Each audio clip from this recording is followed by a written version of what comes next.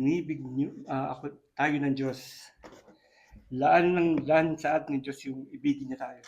Ngayon, hindi hindi mai hindi maiiwas pag-usapan yung pag-ibig ng Diyos.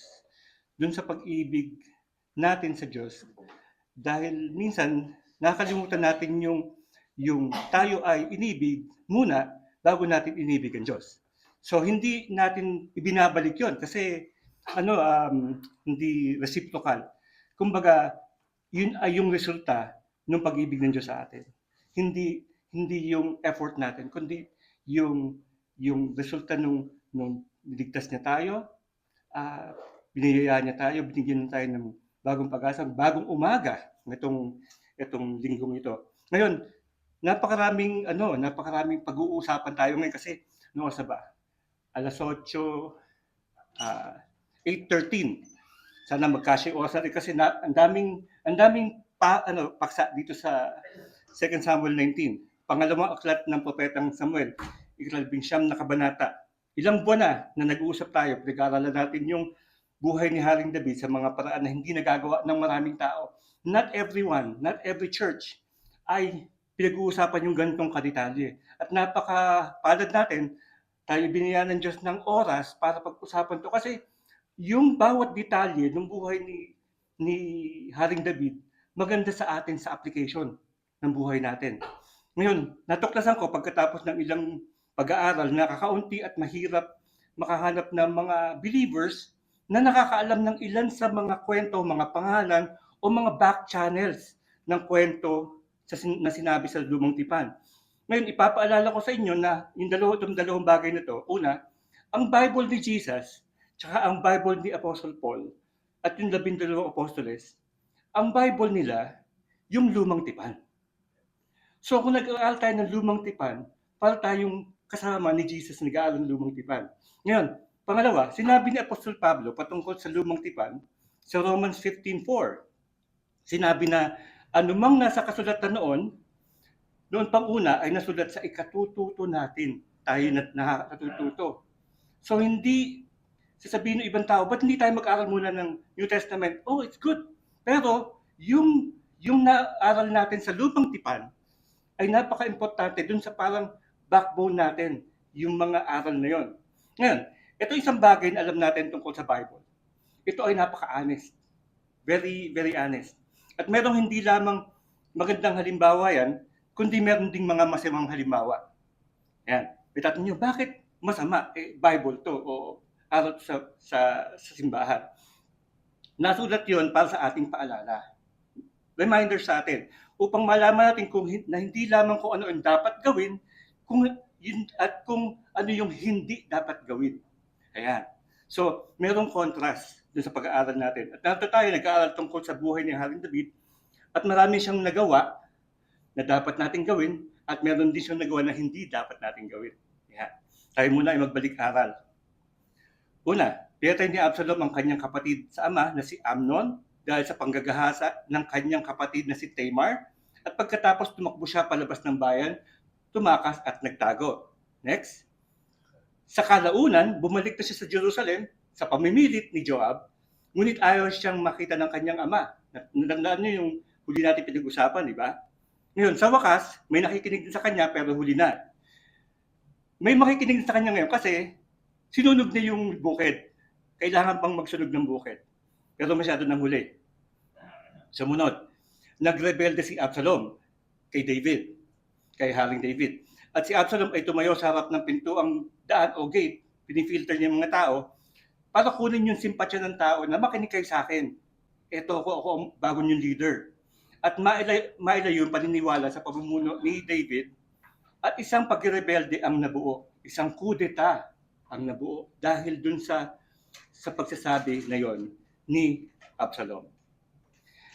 Pinapaalala sa atin ni Pablo sa mga taga-Efeso, sinabi ni Pablo, mga magulang o mga ama, huwag ninyong ibuyo sa paghihimagsik laban sa inyo ang inyong mga anak. Ganun din ang paalala sa Colossians 3:21, kung makikita niyo sa ating slideshow. Ang paraan ng pakikitungo ni Haring David sa kanyang anak na si Absalom ang nag-udyok kay Absalom na maging ganon ang pagkatao niya. yun ang nag-form sa kanya. Pinukaw niya si Absalom sa kanyang paggawing galit na galit at mapaghimagsik. Kasi si Haring David, yun talaga yung kanyang nature.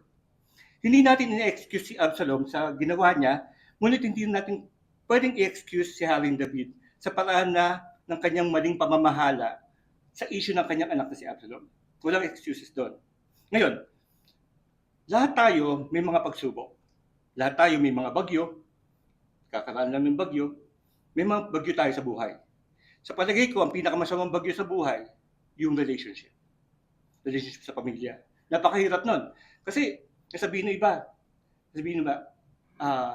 mawalan na ako ng, hindi naman masama, no? Mawalan na ako ng pera, manakawan na ako, pero yung relasyon ko sa pamilya, napakahirap. Kasi dala-dala mo yun sa buhay mo, di ba? Ngayon, napaka-importanting malaman na ang ugnayan sa pagitan ng mga ama at anak o ina at anak dahil ang anak ay tumitingala sa katangian ng ama o ng ina upang malaman kung ano ang dapat na katangian ng isang ama at kung ano ang dapat maging tulad ng isang asawa. So, yun yung formation ng mga bata. Ngayon, at higit pa riyan, kung ito ay isang pang-espiritual na sitwasyon, tinuturuan tayong tawagin ang Diyos na ating Ama sa langit. Yung relasyon na yon sa ating Ama sa langit napaka-importante. Kung ang relasyon sa pagitan ng anak at ama ay hindi sapat, magkakaroon to ng implikasyon pang-spiritual. Dahil kung wala tayong relasyon sa ating Ama, nasa na tayo? Magiging makasalanan tayo. So, yun yung ating ground, yung ating relasyon sa Panginoon. Ngayon, si Haring David, alam natin na si David ay malayo sa pakikitungo sa kanyang mga anak at talagang hindi maayos ang pangangasiwa sa mga problema. Nagka-epekto ito sa buhay ni Absalom. Yun ang epekto sa kanya. Kaya nagrebelde yung bata. Alam din natin ang kasunod ng kwento, si David ay tumakas sa bayan para nawala siya sa bayan, tumawid siya sa Ilog Jordan. Ito na. Ngayon, nilalarawan sa 2 Samuel 18 ang pagkatalo at pagkamatay ng mapaghimagsik na anak ni David, si Absalom. At ang kasunod ay ang pagdadalamhati ni David. Meron ilang mga puntong mahalagang bigyan ko muna ng pansin bago tayo tumuloy. Nasa isang bayan siya na ang pangalan ay Mahanaim. Kung naalala niyo pa, ito ang bayan ni Isboset, anak ni Saul, na ginawa niya itong headquarters. Sa 2 Samuel 18:9, nakasakay noon sa mola o sa mule si Absalom.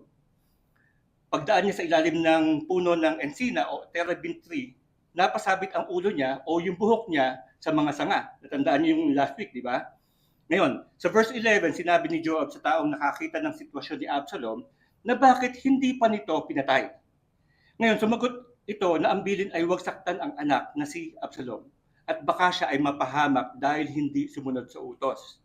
Ngayon, sa verse 13, kung makikita niyo sa slide natin, ang sabi, kung siya'y pinagbuhatan ko ng kamay at namatay, ito yung phrase na dapat tandaan, malalaman din iyon ng hari. At hindi naman kayo ang mananagot sa nangyari. Hindi naman ako sagot papatayin ako. Gusto niyang sabihin, hindi ko ipipresenta ang sarili ko sa kapahamakan sa pamamagitan ng pagsalungat sa kagustuhan ng hari. Ang sabi, malalaman din po iyon ng hari. Ito yung key, kasi sabi, sapagkat walang natatago sa hari. Diba? Walang secret. Alam niya na may network na information si David at babalik ito kay David kahit ano mangyari. Walang natatago sa hari. Sabi sa Kawikaan 5:21, sinabi diyan, ang paningin ni Yahweh sa tao'y di inaalis. Laging nakasubaybay bawat oras, bawat saglit. Mabuting tandaan natin na wala tayong may tatago sa hari. Na siya ang may sapat at ganap na network. Ang Diyos, nakikita niya ang lahat. Narinig niya lahat, alam niya ang lahat. Kahit magpayong ka, makikita niya lahat. Kasi may natandaan akong kwento tungkol sa dalawang bata. Sabi niya, mangungupit ako pero magkapayong ako. Para hindi ako makita ng Diyos. Pero hindi niya alam merong sight ang Diyos tungkol dyan. Anyway, walang natatago sa kanyang mga mata. O, tumuloy tayo. At napatay nga si Absalom. Dapat likas kay Joab ang pagiging kawal, pagiging soldier, tinuloy niya ang pagpatay kay Absalom. Ibig sabihin, hindi natupad ang bilin ng hari. O sige, hindi dapat ito ginawa ni Joab dahil dapat sumunod siya sa hari. Si Absalom ay lumalabas na parang kaaway ng kaharian. So, may conflict para kay Joab. Si Absalom ang punong rebelde, ngunit dapat niyang sinunod ang utos ni Haring David at pinabaya sa Diyos ang mga resulta. Ngayon, kung natatandaan nyo, kahit kay Saul, sabi ni David, hindi ko gagalawin ang hinirang ng hari, ng Diyos. Hindi ako maghihiganti sa aking kaaway. Ipapaubaya ko sa Diyos iyon. Hindi ko pangungunahan ng Diyos. Ngayon, siya ay nasa ilalim ng mahigpit na utos ng hari. Tama man o mali, ang tama pa kay Joab dapat ay sumunod siya sa hari. Diba? Yun ang bilin ng hari eh. Natapos ang 18 kabanata na namatay na nga si Absalom. Hinatid ang balita kay Haring David at nagluksa ang hari. Nabasa natin yung kwento at hindi natin maubos maisip na paglipas ng ilang kabanata, napakaganda sana kung si David, inanyayahan sana niya ang kanyang anak at sinabing, nakalimutan natin lahat to. Let's start all over, di ba? Balik natin nakaraan, magkasundo na tayo, pero yung mga namagitan sa kanila, dapat kinalimutan. Pero nagkaroon sila ng fried chicken. Yan, ngayon huli na. Ngayon simulan natin ang 2 Samuel 19. Kaya tayo. Medyo mahaba yung kabanata, kaya yung mga grupo ng mga verses na papaliwanag ko lang yung buod.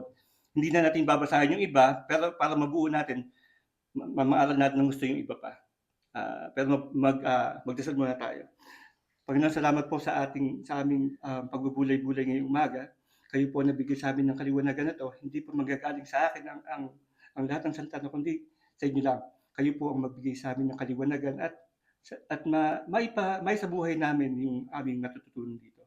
Salamat po sa umagang to sa pangalan ni Jesus. Amen. Okay.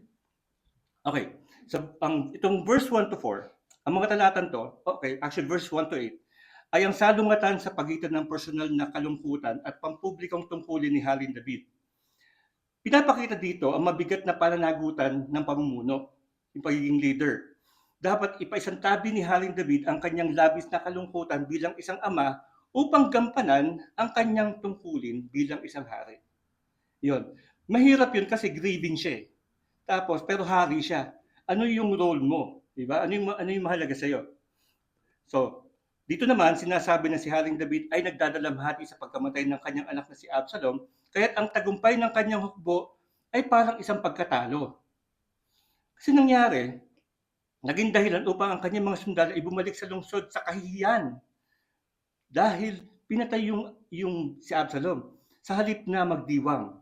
Ngayon, itong si Joab, ang kanyang commander, hinarap si David at inihayag ang isang katotohanan. Insulto sa mga taong nagligtas sa kanyang buhay at kaharian ang kanyang patuloy na kalungkutan. Huwag ka nang malungkot kasi ipinagtanggol ka ng mga sundalo. Kaya nagbabala si Joab na kung hindi lalabas si David para bigyan ng encouragement ang mga hukbo, baka mawala ang tiwala ng hukbo sa kanyang trono. Yan. Sa pagsunod sa payong ito, pinigilan ni David ang kanyang dalamhati. Medyo siya ang, kumbaga, sacrifice sa sarili niya para sa kaharian.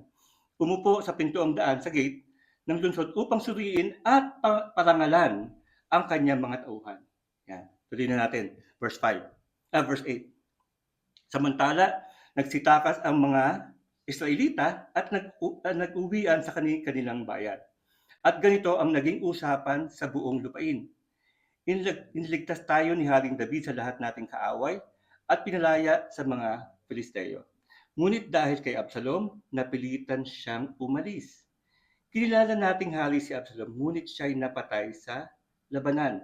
Bakit hindi pa natin pababalikin ang dati nating hari? Verse 11. Ang usapang ito'y kumalat sa buong Israel at umabot sa pandinig ni David. Kaya't isinugo niya ang mga paring sina Zadok at Abiatar upang sabihin sa pinuno ng Juda, bakit wala pa kayong ginagawang hakbang upang magbalik ang hari sa palasyo? Kayo'y may mga tunay na laman at dugo ko, bakit nahuhuli pa kayo sa paghahangad na ako'y mapabalik doon? 3 beses sinabi yung ibalik. Maganda tanong yan eh. Bakit wala pa kayong ginagawang hakbang upang maibalik ang hari? Sinabi niya sa mga tao sa Jerusalem, bakit hindi niyo ibalik yung hari, di ba? Ang totoo, magandang tanong yan sa maraming simbahan. Maraming simbahan ang nag-uusap tungkol sa iba-ibang mga paksa ng, ng sermon. Pero hindi nagsicentralize dun sa pagbabalik ng hari. Ibalik si Christ sa pagsisermon. Dahil yun ang sentro. Dahil yan ang dahilan kung bakit nandito tayo eh. Tayo nag-i-exist dahil sa kanyang layunin, sa layunin ni Kristo. Kaya dapat yun ang binabalik. Dapat maging reminder yon. Ibalik ang hari, iluklok ang hari, sambahin ang hari. Yun ang dapat na maging sentro ng ating pagsamba. Verse 13. At ipinasabi naman niya kay Amasa, kung si Amasa, si David, magkamag-anak. Yan, just for your information. Ikaw ay tunay kong laman at dugo. Ikaw ngayon ang hinihirang kong pinuno ng hukbo kapalit ni Joab. Uy, nag-appoint. Patayin nawa ako ng Diyos kung hindi ito ang gagawin ko. Tigil tayo dyan. Dapat natin tandaan, hindi ito kalilimutan ni Joab. Tinanggal ako sa pwesto. Kumuha ng bago. Diba? Ang hindi natin alam, pupuntiryahin ni Joab si Amasa isang araw. Ang tanong, bakit ginagawa ito ni David? Kung ating babalikan, si Amasa, ang taong nasa Jerusalem na naging commander ni Absalom. At si Joab naman, kay David, di ba? Ngayon, dahil si David ay talagang nasaktan, nagalit, nalungkot dahil sa pagsuway ni Joab sa kanyang mga utos, sinabi niya kay Amasa, ikaw na. Naghimagsik ka sa akin, pero gagawin kitang pinuno. Yan. Kabigla-bigla ito sa isip ng lahat. Hindi nila inaasahan yun. Meron akong gustong idagdag dyan kasi tayo na nagrebelde sa Diyos. Datapot tayo naging rebelde sa Diyos. No? In-appoint din niya tayo. Sabi niya ngayon, kahit na ikay kaaway ko, gagawin kitang kaibigan. Di ba sabi sa Bible yan, di ba? Ngayon, sa pagbalik ko, maghahari tayo side by side. Yon ang Diyos sa atin. Na despite dun sa pagrebelde natin, i-appoint niya tayo. Alam niya na tayo mamunumbalik sa Kanya kung tayo ay magbabalik loob. Yan. Verse 14. Buong galak na tinanggap ng mga taga-Juda ang balitang ito. Kaya't pinasundo nila si Haring David at ang lahat ng mga kasama niya. Verse 15. Pumunta na nga si Haring David at ang mga kasama niya sa ilog Jordan. Ating tandaan, siya ay nasa kabilang panig ng Jordan. Yung nasa gitna sa ibabaw ng Dead Sea, yun ang Jordan River. Ngayon sila ay pupunta sa ilog ng Jordan, tatawid pabalik sa Jerusalem. Yan. Okay. Sumunod. Nagtipon naman ang mga taga-Juda sa Gilgal upang salubungin siya at samahan sa pagtawid sa ilog. Bibigyan ko lang kayo ng preview na bago siya makatawid, napakaraming mga reminder, mga pasabi, basta makikita niyo mamaya-maya. Kumbaga, ang walang katapusang paalaman. Yung Gilgal ay ang lugar kung saan dinala ni Joshua ang mga Israelita dun sa ibayo ng Jordan. Ang unang lugar ng pakikipaglaban ay ang Jericho. At sila'y nagkampo sa Gilgal. Very historic yan. Ibig sabihin ng Gilgal ay gumulong o sabi ay roll away. Sabi kasi God has rolled away our reproach or God has rolled away our dishonor or disgrace. Dahil sinabi, inalis ng Diyos ang kanilang kasiraan at kahihiyan. Kaya ito ay naging napakahalagang bahagi ng ating history. Gayon din ito ang lugar kung saan ginawaran si Haring Saul bilang unang-unang hari sa Gilgal. Kaya ito ay nasabing napaka-importanteng lugar sa history ng Israel. Verse 16. Isa sa sumalubong kay David ay si Simei. Ito si Simei, anak ni Gera na taga Bahurim. Ang taong ito ay Benjaminita. Nasa south yon, Benjamin. At nagmamadali ring sumama sa mga taga-Juda. Kasama niya ang mga 1,000 katao buhat din sa Benjamin. Nagmamadali ring bumaba sa Jordan si Ziba, ang alipin ng sambahayan ni Saul. Kasama ang kanyang 15 anak na lalaki at 20 alipin. Tumawid sila sa ilog upang tulungang makatawid ang sambahayan ng hari at upang gawin ang anumang pinag-utos niya. Sila yung sumundo. Tuloy. Nang tatawid na lamang sila sa Jordan, nagpatira pa sa harapan ng hari si Simei. Sinabi niya sa hari, kalimutan na po sana ninyo ang kasamaang ginawa ko nang ako'y papaalis noon sa Jerusalem. Patawarin na po ninyo ako sa lahat ng ito. Inaamin ko pong nagkasala ako sa inyo, kaya po naman ako ang nauna sa mga liping tagahilaga upang sumalubong sa inyo, mahal na hari. Matatandaan natin sa 2 Samuel 16:5 na si Shimei ay may atraso kay Haring David. Isinumpa at binato nito ang hari nung papalapit si David sa baruhin. So may atraso siya. Verse 21. Tumutol si Abisai at ang sabi, hindi ba dapat patayin ang taong ito sapagkat nilait niya ang haring pinili ni Yahweh? Pumapapel. Sa 2 Samuel 16:9, sinabi ni Abisai na anak ni Zeruiah sa hari, mahal na hari, bakit niyo po pinabayaang sumpain kayo ng taong yan na tulad lang ng patay na aso? Payagan niyo po akong pugutan siya ng ulo. Talagang parang pumapapel itong anak ni Zeruiah, no? Yan. Kay verse 22. Nagsalita ang hari. Sino bang humihingi ng payo ninyo? Mga anak ni Zeruiah? Bakit ninyo ako pinapangunahan? Ako ngayon ang hari ng buong Israel at sinusumpa ko, walang sino mang papatayin sa Israel ngayon. Yan. Pagkatapos sinabi ng hari kay Shimei, nangangako akong hindi ka papatayin. Yan. It sounds like napaka-giving ni Haring David. Very, very generous siya. Pero baka hindi rin. Kasi, mababasa ito sa 1 Kings chapter 2 sa verse 5 onwards, nang ang anak ni David na si Solomon ang hari. Si David ay malapit nang mamatay. Nung sabihin niya rito, Solomon, halika dito, mamamatay na ako. Pero meron muna akong sasabihin sa iyo. Isang bagay lang. Una, itong si Shimei. Sinumpa ako niyan eh, binato ako niyan eh. Pinatawad ko na siya. Hindi ko siya pinugutan ng ulo. Sinabi ko sa kanya, hindi ko na siya papatayin. Hindi ko siya papatayin. Ngunit naway bigyan ka ng Diyos ng karunungan. Pwede mo siyang husgahan. Kung paano mo nakikita ang makatarungan. Sa madaling salita, kung gusto mo siyang patayin, patayin mo. Yun, kung gusto mo. Kaya oo, parang nagpapatawad pero hindi naman talaga full forgiveness. At minsan, nagpapatawad tayo sa ganung paraan. Oo, pinapatawad na kita, ngunit hindi ko kakalimutan yung ginawa mo sa akin. Minsan may ganyan tayo, di ba? Well, hindi yun pagpapatawad. Verse 24. Verse 24. Ibibigay ko na lang yung upuod nito. Yan. Sinalubong ni Mephibosheth si Haring David na itsura ding nagluluksa upang patunayan na siya ay nanatiling tapat sa panahon ng paghihimagsik na sinalungat ang paninira ni Ziba. Nang magpasya si David na hatiin ang mana sa pagitan nila, kusang loob ni Mephibosheth na ibigay ang kanyang bahagi kay Ziba. Pinahayag niya na ang pagkakaligtas ng hari, ang pagbabalik sa hari, ang nais lang niya.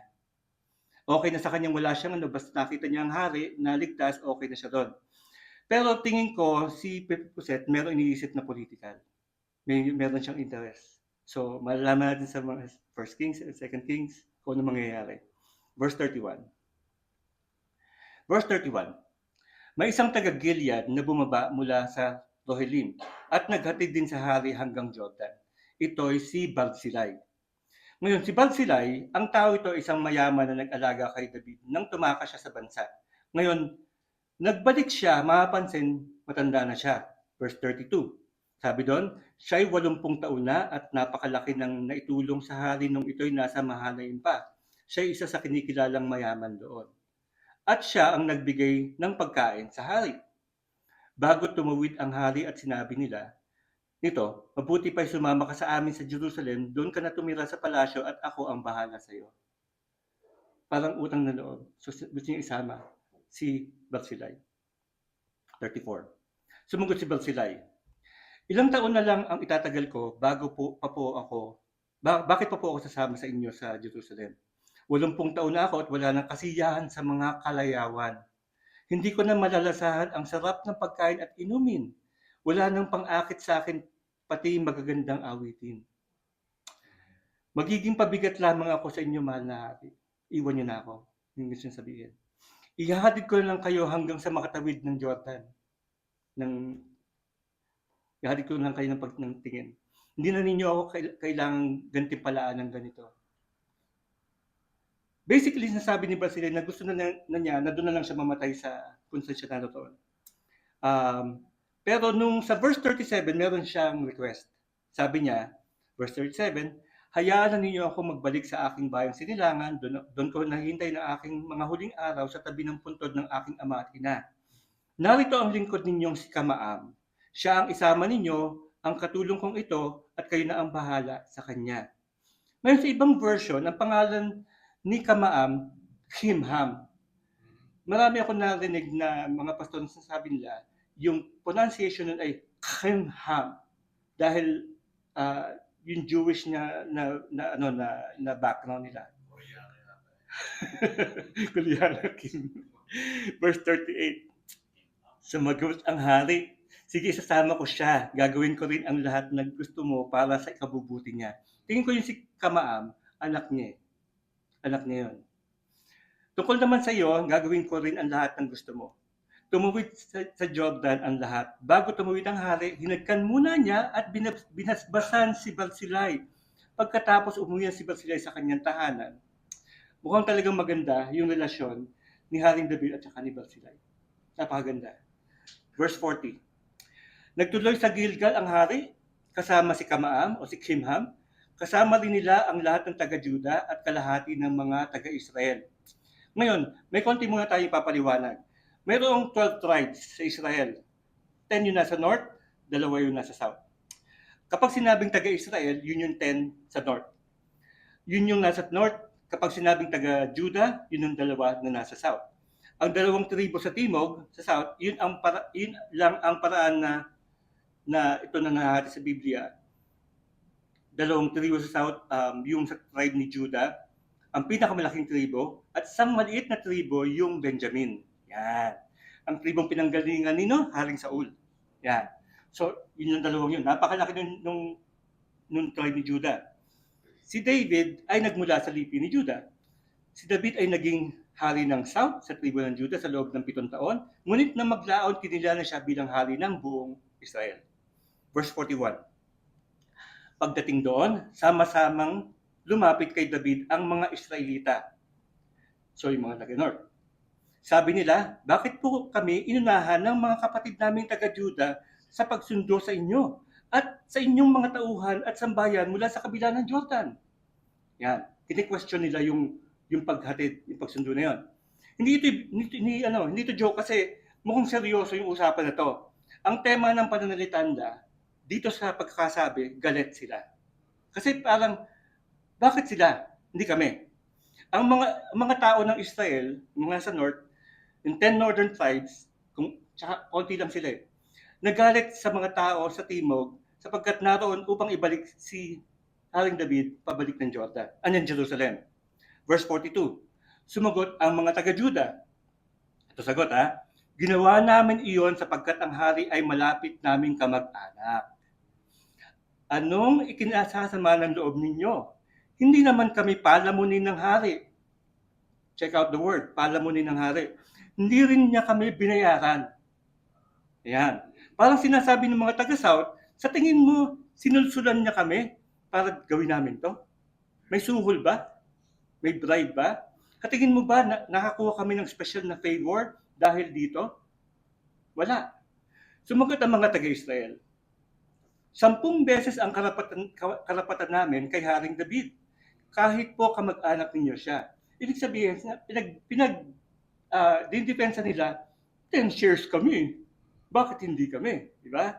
Ibig sabihin, dapat meron kaming karapatan dyan. Bakit naman minamaliit ninyo kami? Nakalimutan yata ninyo na kami ang unang nakaisip na ibalik ang hari. Concept namin yan. Ngunit mas magagaspang ang pananalita ng mga taga-Juda kaysa mga taga-Israel. Magaspang ng pananalita. Tila may nabubuong pagka-discontent na nagpapatuloy pa rin sa North at sa South. Magbalik tanaw muna tayo doon, no? Kasi nang mamatay si Haring Saul, ang unang hari ng Israel, sa pakikipaglaban sa mga Filisteo sa bundok Gilboa, Ang pinuno ng hukbo ni Saul ay si Abner. Natandaan si Abner, di ba? Nandun sila sa hilaga ng Israel, alam ni Abner maglalaho na ang lahat ng pinapangarap niya sa posisyon niya dahil patay na si Haring Saul. Ito ginawa niya. Ang ginawa ni Haring Saul, ni Abner, para i-secure yung position niya, kinuha niya yung anak ni Haring Saul at tinalaga na hari. Ayan. Si, pangalan niya? Ishbosheth. Correct. Ginawa niyang hari bilang kahalili ni Haring Saul. Samantala sa timog sa Jordan, sa Juda, si Haring David ang naging hari. So dalawa yung hari at a time. Hindi lang sa Juda, kundi sa kalaunan, sa Benjamin na rin yung maliit. Sa kalaunan ay yung tinanggap na rin siya sa buong Israel. Ngunit, mayroong nagpapatuloy na puot sa pagitan ng hilaga at timog. Sinasabi sa atin ng Biblia na may mahabang digma ang nagaganap sa pagitan ng sambahayan ni Saul sa hilaga at sambahayan ni David sa timog. All through the monarchy, meron diyang problema. Sa kalaunan, ang bansang Israel ay maghihiwalay, magkakagera, civil war, 10 versus yung dalawa, hilaga at timog. Nang maglaon, magtatagumpay din si Haring David sa pag-iisa ng monarchy sa pangunguna sa kanilang lahat sa ilalim ng kanyang pamamahala authority. Ngunit mayroon pa ring binhi ng kawalang kasiyahan sa hilaga. Kaya mga tao sa Israel, ang ilan man sa kanila, ay sumama ang loob na si David ay babalik na sa Jerusalem at walang nag-imbita sa kanila. Ibig sabihin na etchapuera kami. Ano ba naman yun? Para may nangyayari dito, hindi naman na kami pinapunta. At dyan, natapos ang ating kabanata. Magaspang na pananalita ng mga taga-Juda at taga-Israel o yung mga taga-North. Yan sila. Ngayon, ano na? Sa verse 9 and 10, nagtatalo yung mga tao kung ano ang gagawin. Alam nilang iniligtas sila ni David noon, pero paralyzed sila ng hiya. Dahil din sa rebellion nila, nahihiya sila. Sa huli, nagpadala ng message si David na sa sarili niyang tribe, sa Judah, at nagtanong, bakit kayo pa ang magiging huli sa pagkababalik sa hari sa kanyang tahanan? Inyong question. Ang practical na lesson natin dito, hindi sapat na alam natin na meron tayong hari. Kailangan ng aktibong pag-anyaya para siya ay bumalik at mamuno. Alam ng mga tao na si David ang tunay na hari. Alam nila. Alam nilang patay na si Absalom. Pero nanatiling watak-watak ang kingdom, ang kaharian, hanggang sa hindi sila kumilos upang samahan siya patawid sa Jordan. Ito ang totoo. Ang pagpapanumbalik ay nangangailangan ng aktibong pag-anyaya. Ito yung spiritual na comparison nito. Maraming believers ang namumuhay sa post-rebellion chaos o kaguluhan pagkatapos ng pagkakasala. Meron nangyayaring ganyan. Alam natin si Jesus ang ating hari. Alam natin tinalo na niya ang kasalanan. Doon sa comparison to, siya si Absalom. Pero madalas nating iniiwan si Jesus sa kabilang ibayo. Alam natin nandiyan si Jesus, di ba? Nag-aalinlangan tayo, ibalik siya sa sentro ng ating pananalapi, sa ating mga gawain, sa ating mga relasyon, sa ating mga sikretong gawain, dahil nahihiya tayo o natatakot sa mga pagbabagong gagawin niya sa ating buhay. Sa pagkatapos natin sa chapter 19, iniiwan tayo sa tanong ni David sa kanyang pamilya, bakit kayo pa ang huli sa pagkababalik sa hari? Tinitingnan natin ang Israel at nagtataka tayo kung bakit sila nag-alinlangan. Pero ilan sa atin ang gumagawa din ng ganoon? Alam natin si Jesus ang sagot, pero hindi pa natin siya tunay na inanyayahang tumawid sa ilog at tumupo sa trono ng mga bahaging yon, sa trono ng buhay natin. Maraming ganoon. Alam natin si Jesus, He can save. Pero ba't hindi natin siya anyayahan to save us? Huwag tayong maging huli sa pagkababalik sa hari. Maaaring ang ibig sabihin nito ay pagpapatawad sa isang Shimei na nanakit sa iyo o paglilingkod tulad ni Barzillai nang walang hinihintay na kapalit. Yung ngayon sa mga nakikinig sa atin, Alam natin si Jesus, di ba? Ay nasa kabilang ibayo. Ba't di natin siya ibalik o dalhin sa ating puso? Itigil na yung pakikipagtalo tungkol sa hari. Pinakita ng Diyos ang kanyang pag-ibig sa atin. Oras na para simulan na ang pagsama sa Kanya, pabalik yan sa sentro ng ating buhay. Kasi baka mamaya huli na. Huwag na natin hintayin na sunugin pa yung ating bukid bago tayo magpanik. Hanggat nandito tayo, hanggat nakikinig tayo, hanggat nandyan ka at nakikinig at hindi mo alam gagawin mo, o ikaw nakikinig ngayon, nanonood, sana malaman mo na ikaw, ang pag-ibig ng Diyos naghihintay sa'yo. Ibabalik na lang natin. Nasa kabilang ibayo lang ang Diyos. Anyayahan natin siya. Tayo pa yung mananamin. Salamat po Diyos sa inyong pag-ibig. Kami po ay na-overwhelm sa inyong salita. Alam po namin, Panginoon, na kayo po ang nangunguna sa bawat aral, sa bawat tinutukoy namin dito sa atin to. Marami pong bagay na dapat namin gawin, mga hindi namin dapat gawin, mga bagay na dapat namin iwasan. Pero alam po namin, Panginoon, na may dahilan po kayo, kaya po binibigyan niyo sa amin ang mga aral na to. Marami pong mga aral na sa mga nakaraan na pinapakita niyo na nangyayari at mga mangyayari pa, dahil alam po namin na ito po ay application sa aming pang-araw-araw na gawain. Kaya kayo po, Panginoon, ang magbigay sa amin ng direction kung ano pong gagawin namin, bawat step po namin, bawat akbang. Kayo po magbigay. Dahil kung hindi po nangyari, kami po ay baka malunod sa aming katiwalian. Kaya kayo po, Panginoon, magbigay sa amin ng direksyon. At hindi po namin makalimutan na kayo po ang nagbigay ng buhay na ito, ang buhay na walang hanggan. Sa pangalan ni Jesus. Amen.